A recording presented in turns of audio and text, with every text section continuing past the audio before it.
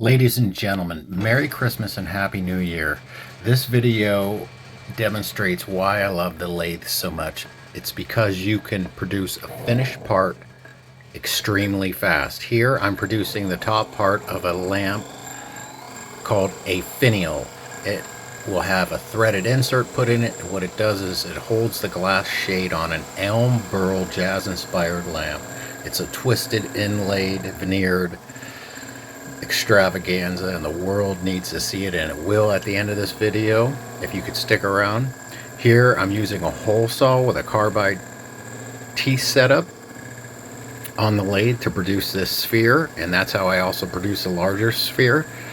And I just wanted to give you a glimpse into the background and design of this lamp represented on cherish.com.